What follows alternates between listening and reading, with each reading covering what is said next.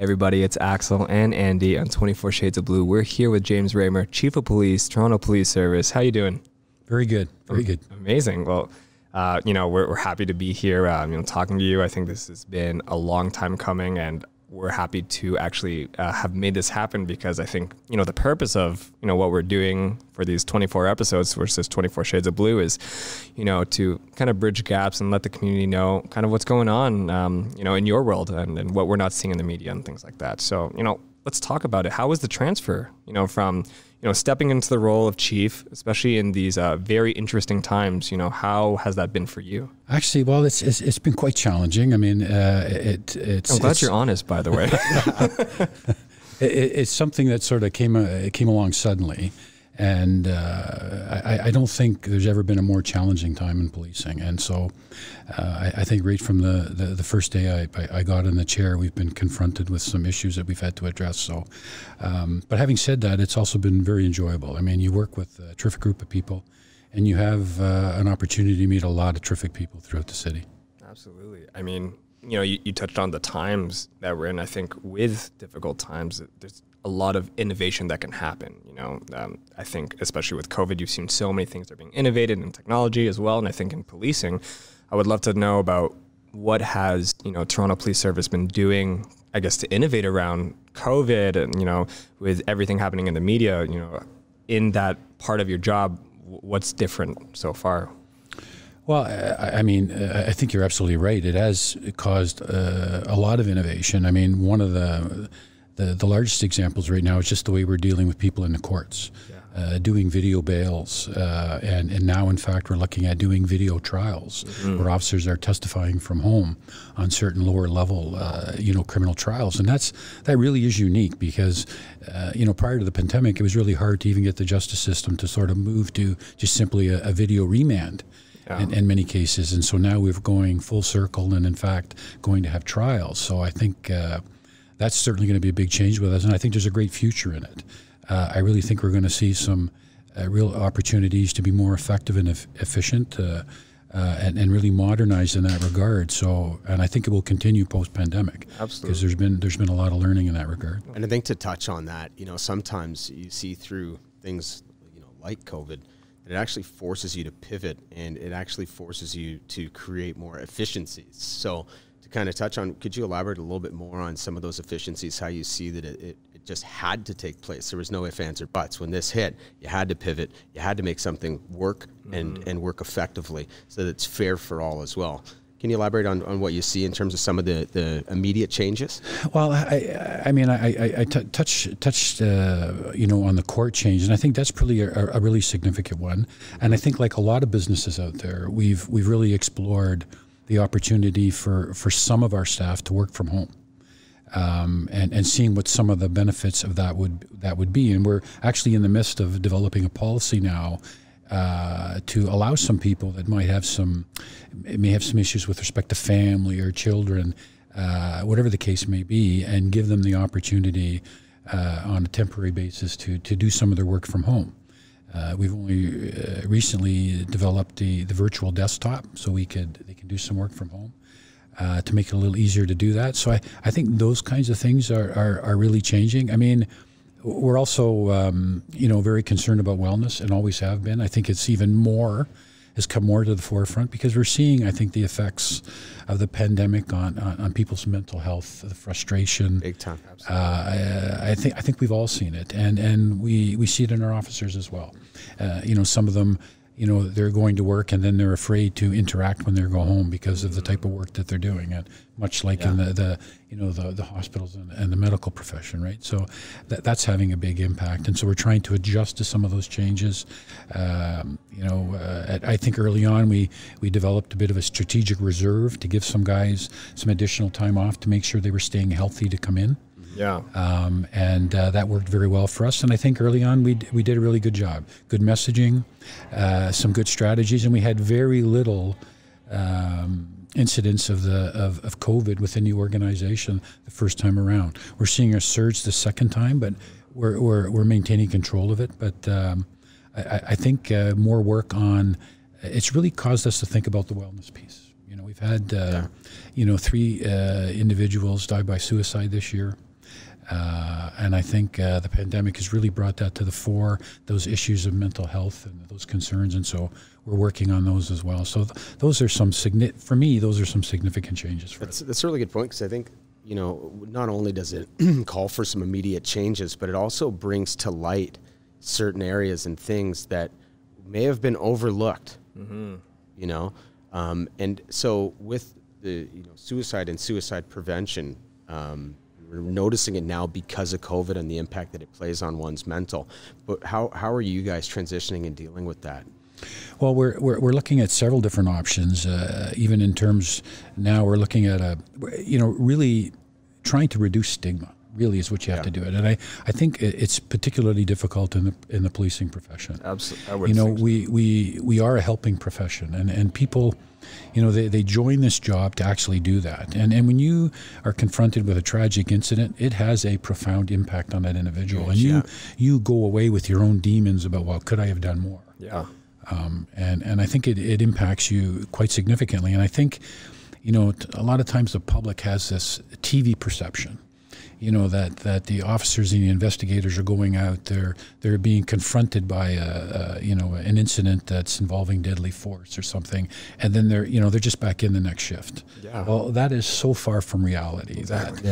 And I think sometimes that leaves some people with the wrong impression about the impact on policing, because it truly does have a significant impact on our people. Yeah, and I think that's the one thing we really wanted to speak to you about, is that what is the general public not seeing, and I think you've explained that very well, is that they go home with their own demons, and these are things that they have to deal with. So are there any processes in place to really make sure that people are trying to get rid of those demons, or at least tame them down in the forest? Is there meditation, or what are people, or what are we doing here to help? Well, I think we have several things. I mean, we have our psychologists on the service for people to talk with. We have critical incident debriefing teams, we're always telling people to be concerned about their physical health and their mental health, being active, being social, and if you feel that you are struggling, come forward.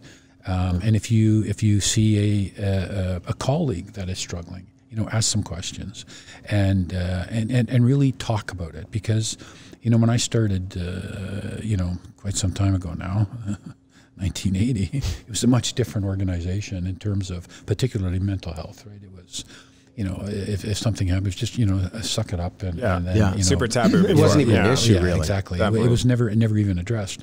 And so now we're much more aware of the consequences of that daily interaction and the impacts it can have. So we are always trying. And I think actually something that I've been having some discussions with the board now, and we're looking to do in the new year, and as well talking with Dilnes Garda from Beyond the Blue. It's an organization to help officers with mental health.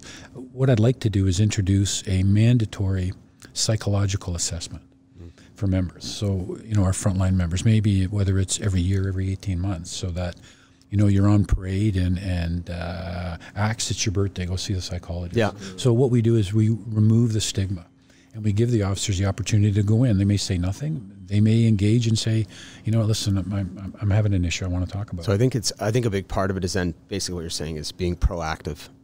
Sometimes you get far past the line of commitment almost, and that's when tragedy strikes. So I think that's key, is being very proactive. Do you see in the next 2 to 3, 4 years, however long this pandemic, do you feel there's going to be an increase in being proactive, or do you think that there will just be a set mandate and that's how it will be for the next foreseeable future? No, actually, I think the wellness issue, we're learning so much more about it all the time, and what's interesting about it, which I think is the best, is everybody is talking about it. Whether it's the Toronto Police Association, whether it's the Senior Officers Organization, the Toronto Police Services Board, our membership, supervisors, whatever rank you are, everybody's concerned about wellness. And that is going a long way to reduce the stigma. And so I think the process is going to continually evolve as we get better at it, realize what are some of the better options to exercise. And I think that's going to be an ongoing process for the foreseeable future. We've got a long way to go to make sure that our members have the appropriate suite of services to ensure their health and well-being. Absolutely. I mean, Very true. That's huge. I think that's comforting. That's comforting from, my point of view, especially as a civilian, in the public and hearing that, because especially in my age demographic, we're, very concerned, especially with everybody's mental health. And that's something, we take very seriously. And I think I wanted to get into, the officers and as well as yourself as, this is your profession. This is clearly a passion. And with all the negative press that's going on, how do you keep going? That's what I wanted to know, because I see it as, you're here to help us all out. And it's always hard, especially when the world is against you. And, we deal that with entrepreneurship every day. If an idea is wrong, or something we're doing may seem different. But, with other news out in the world that not even Canada, is giving a negative effect on you guys. How are the officers dealing with that, and yourself, and how you're able to carry out your job? Well, let me say first of all that clearly since the George Floyd incident, there's been a reckoning, and it's long overdue. I mean, so a lot of these groups are making that are out there that are protesting, and there are some very, very valid concerns. I mean, systemic racism exists. It exists in every institution. It exists in policing. And the first step in changing is understanding that and recognizing it. And we do, and we're sort of working towards that. But at the same time, we also have, a whole group of people, an entire organization, the vast majority of which have a genuine and sincere commitment to the profession. And they are doing good work. Whether it's in addressing mental health issues, police officers are very good in dealing with human conflict and disturbances, because that's what we do every day. And so I think there's still a lot of good work that we are doing, but there's also always room for improvement, and that's what we're trying to do. And one of those focuses, of course, and I think it's come up very much in the protests, is in the way we address mental health. Absolutely. And we are actively working right now to really enhance that program.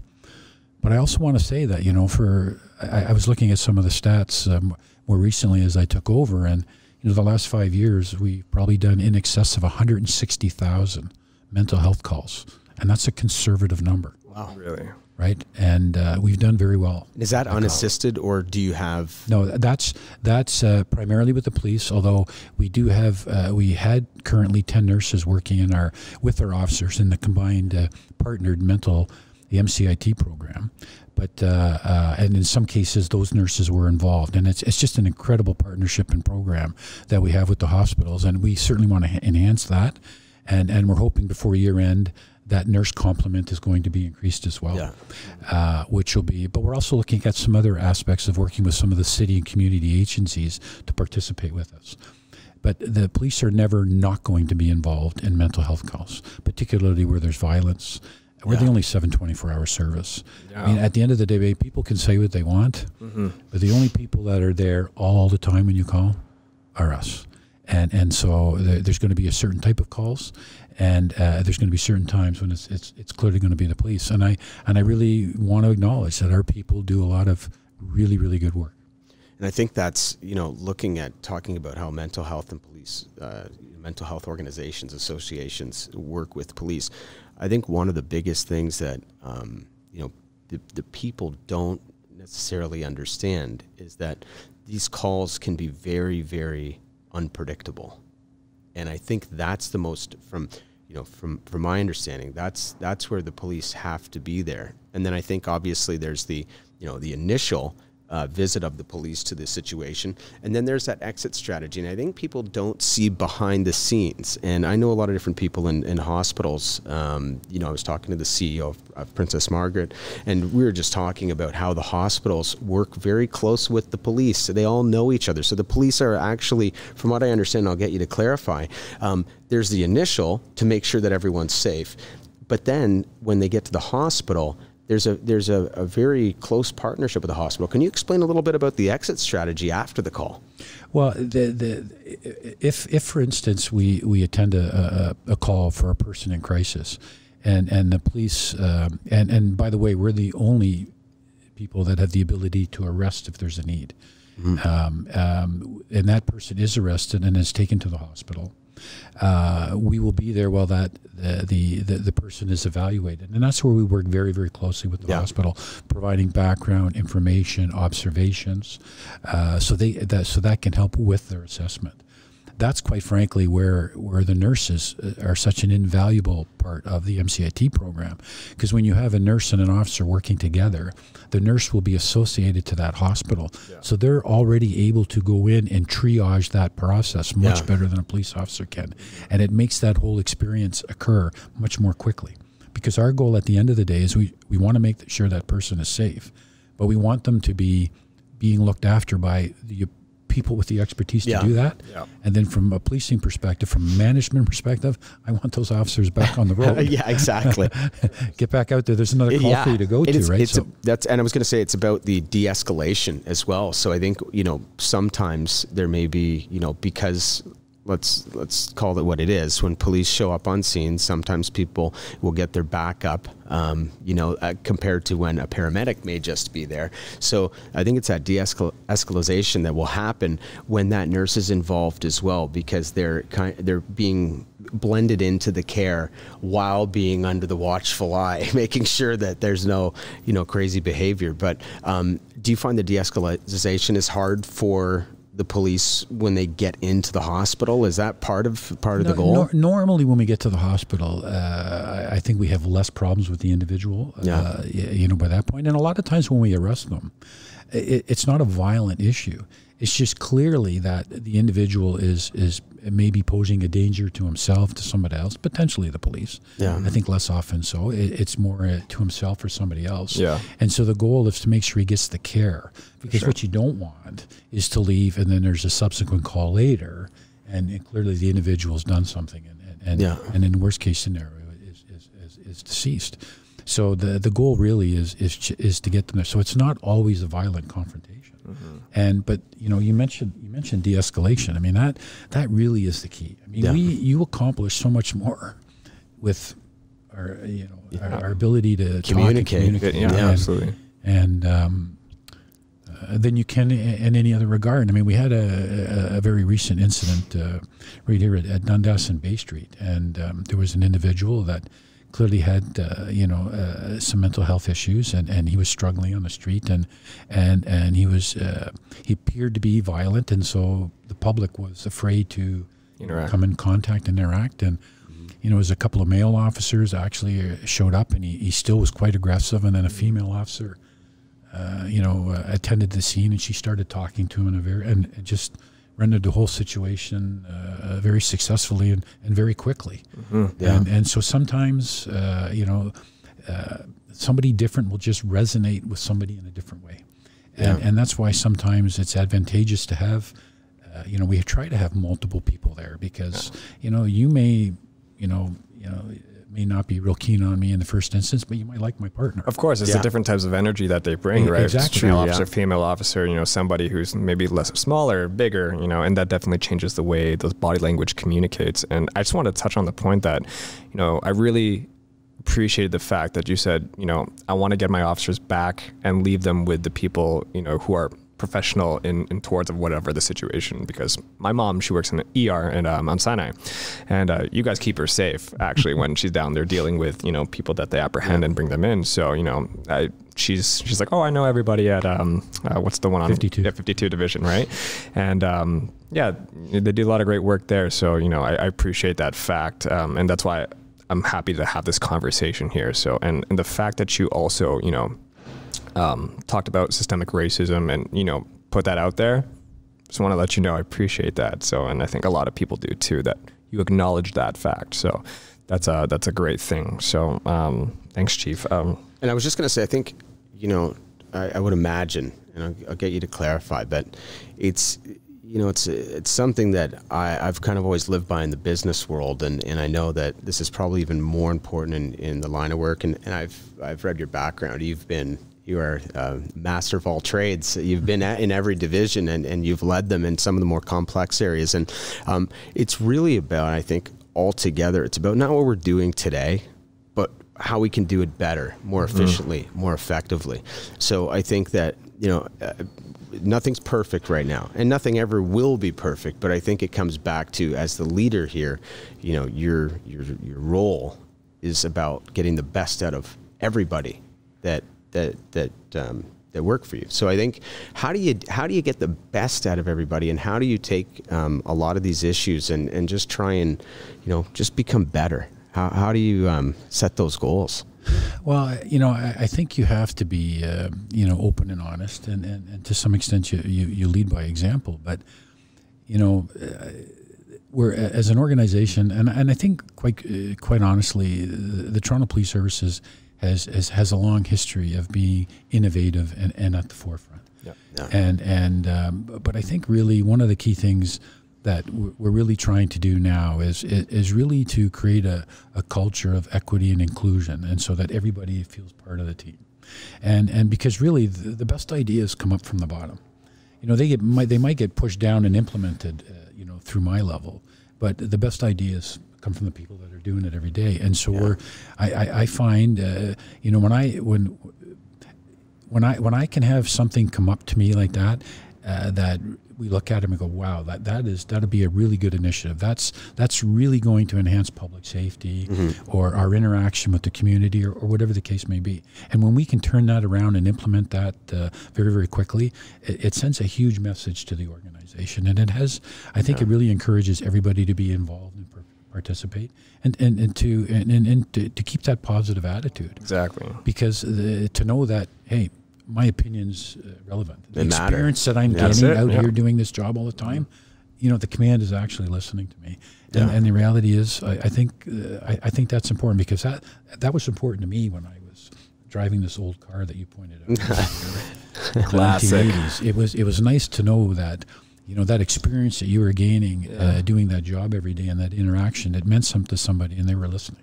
Yeah. And I think that's really important. But we really have to have an organization that everybody feels that they can participate, that they have a voice, and you know, they're a partner in the advancement and enhancement of that organization. Absolutely. And I think I honestly do believe we do a pretty good job at that. I was going to ask, I think the obvious question that probably everyone wants to know is, what is the most difficult part of your job? Yeah, we want to know about the chief. As a chief, what is the Yeah. hardest part? What keeps you up in the middle of the night in a cold sweat? What is the toughest job for you? And you're in my current position. Yeah, Correct. You know what? There's really no training for this in many ways. From my perspective, the policing aspect is easy. Frankly, I've been, as you mentioned earlier, I've been across the organization in so many different positions, so I have a lot of experience. I've seen a lot of change.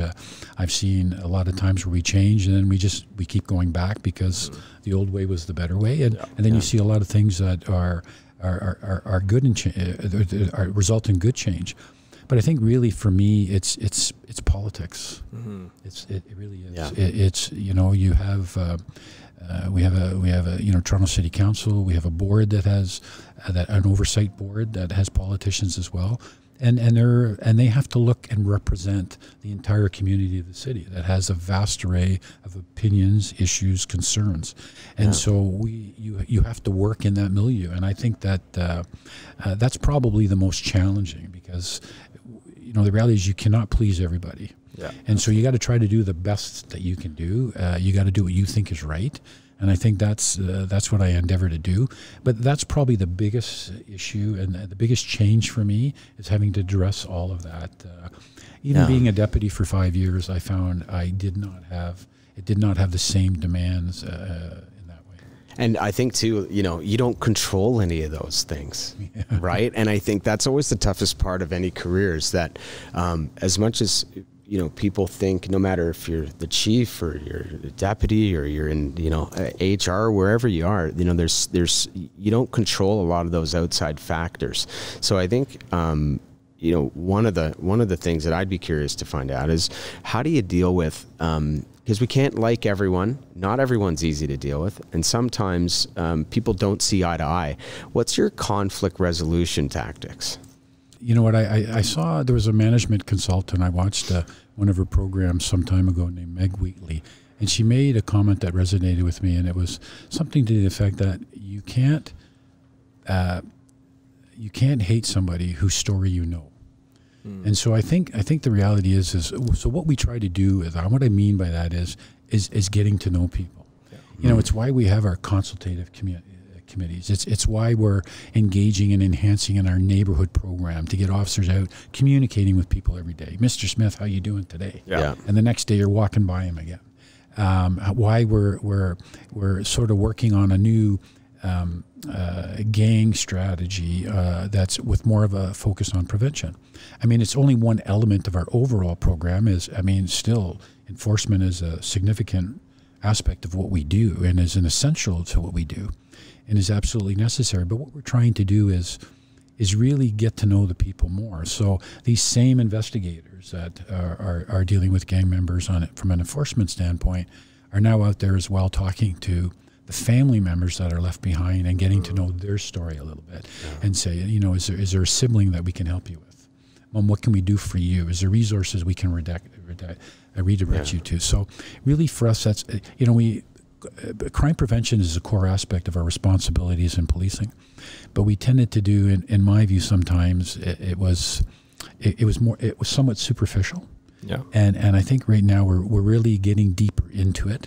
And that's to me, that contact with people, that interaction people is vital, because once you break down those barriers, once you get to know the person's story, as Meg talked about, it's hard to dislike people.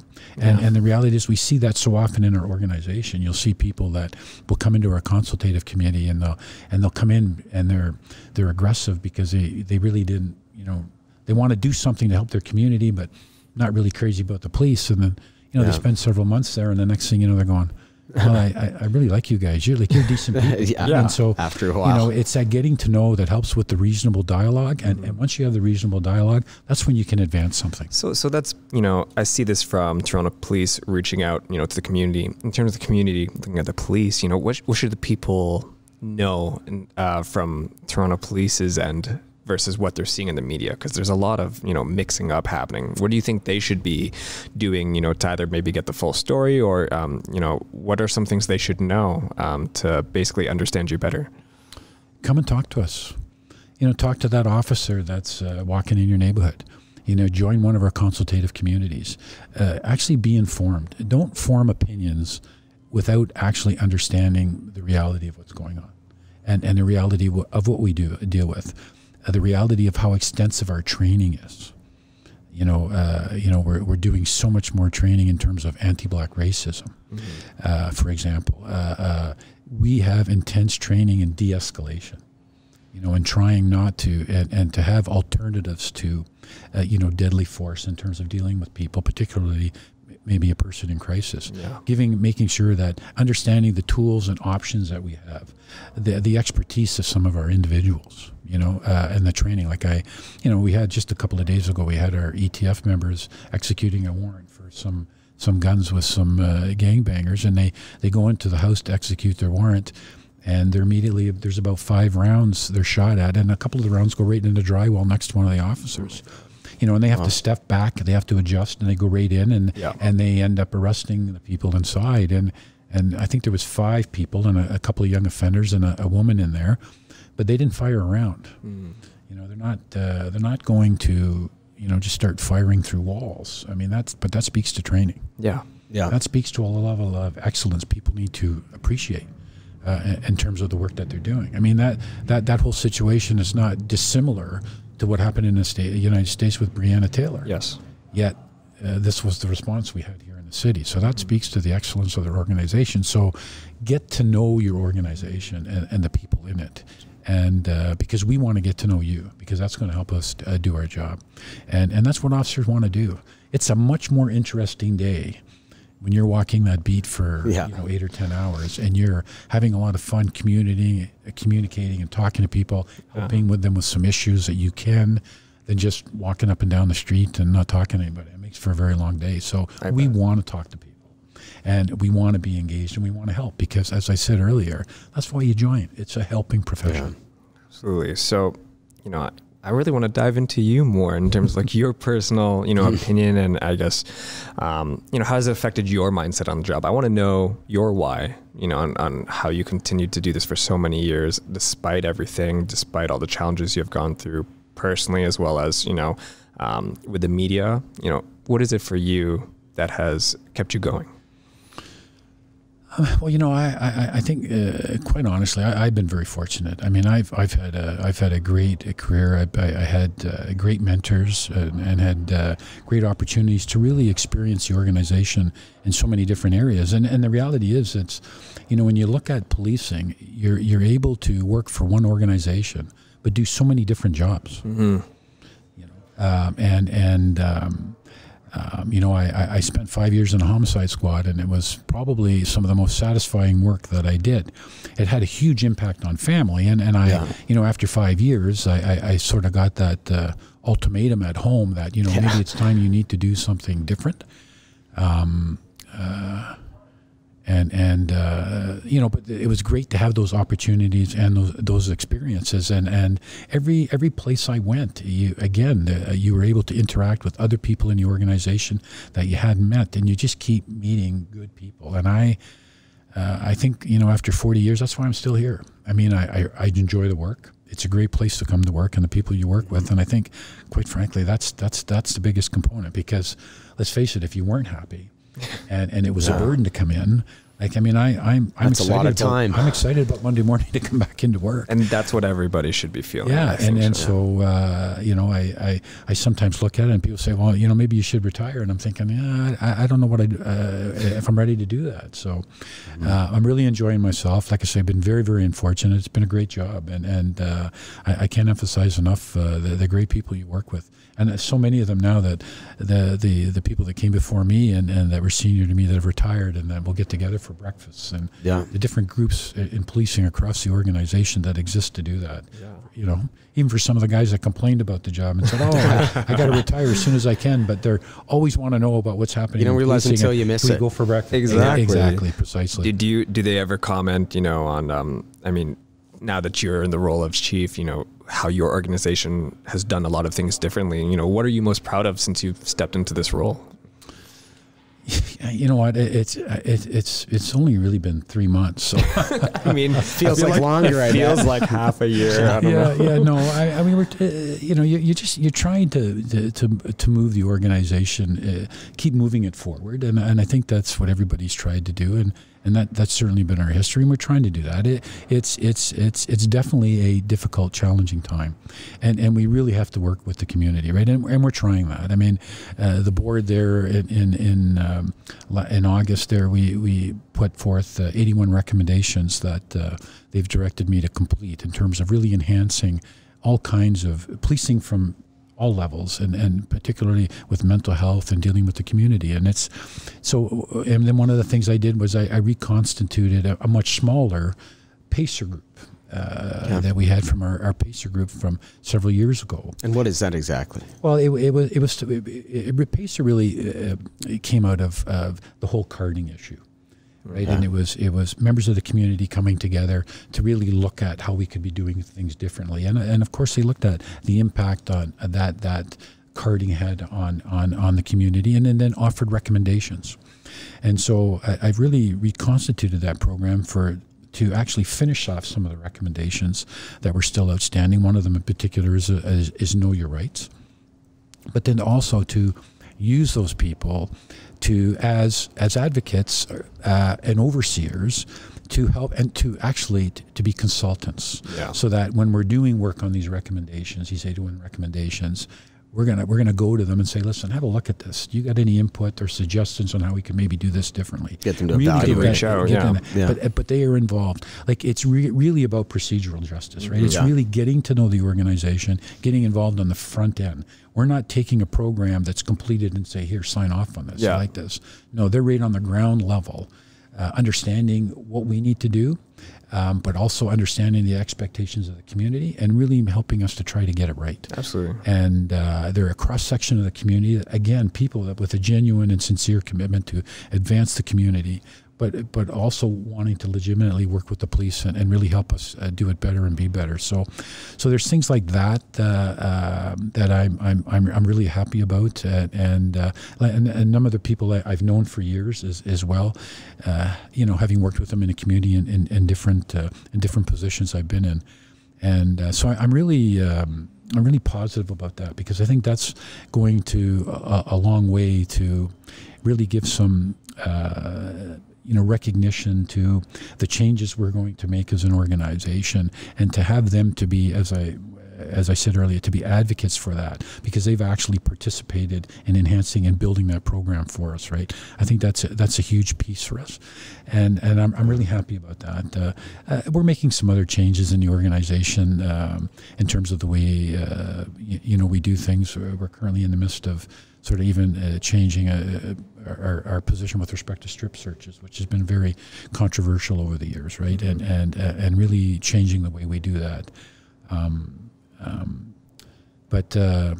And actually, I think one of the other things doing is a key, really changing and enhancing our position with respect to traffic safety and enforcement. I'm a firm believer that traffic enforcement is, it is a core responsibility of policing.